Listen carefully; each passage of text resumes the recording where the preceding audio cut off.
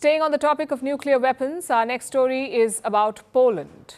Poland is a Central European nation, and it is one of the most concerned about the war in Ukraine. Because look at Poland's neighborhood. It shares borders with 7 countries. Among them are Ukraine, Russia's ally Belarus, and Russia itself. So Poland is worried that it could be next in line, that it could be the next to face Putin's wrath. So the country wants nuclear weapons to deter Putin and Russia.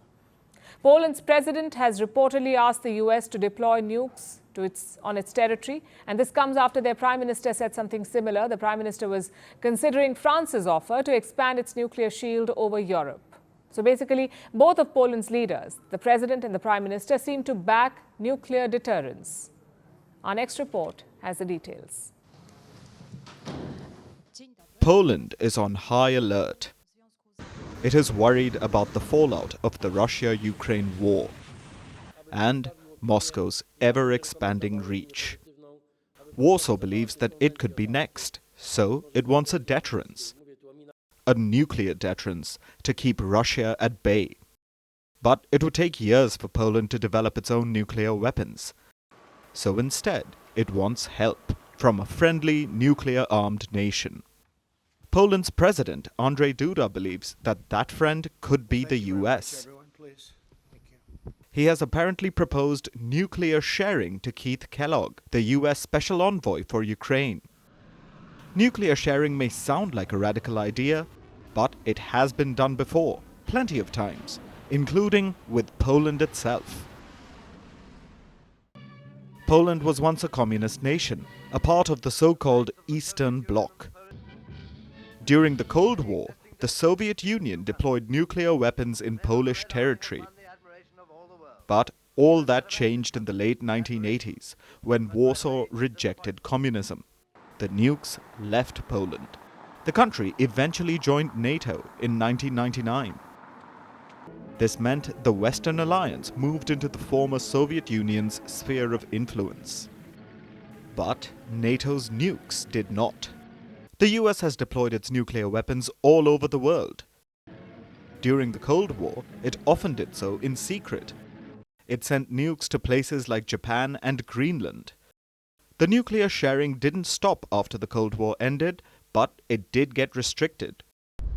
The US reportedly has nukes in just a few European nations today: Belgium, the Netherlands, Italy, Germany, and Turkey. The nukes are in American military bases in these countries. These aren't the latest nuclear weapons. They are reportedly old, first-generation B-61s, so nothing high-tech. But even an old nuke is still a nuke, and Poland wants some too.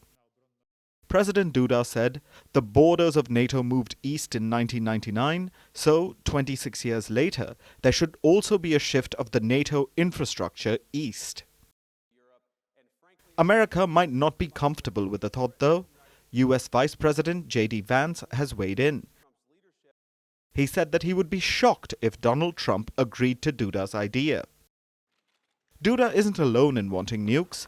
Poland's other power center, Prime Minister Donald Tusk, also wants a nuclear umbrella. But he seems to prefer French nukes to American ones. He has apparently already had serious talks with French President Emmanuel Macron about this. So Tusk was asked about Duda's American outreach.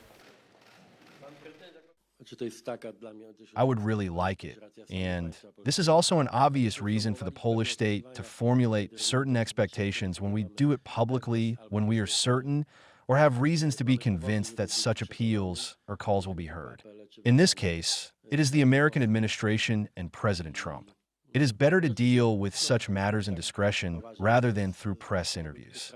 But I appreciate the efforts of President Duda, because I am convinced that only goodwill and the desire to strengthen Polish security guided the president. Tusk and Duda are political opponents. They come from different parties, so they each have their own approach. But what they have in common is that they both want nukes. Will this common desire materialize into anything real? If it does, one thing is certain. Russia and Vladimir Putin will be livid.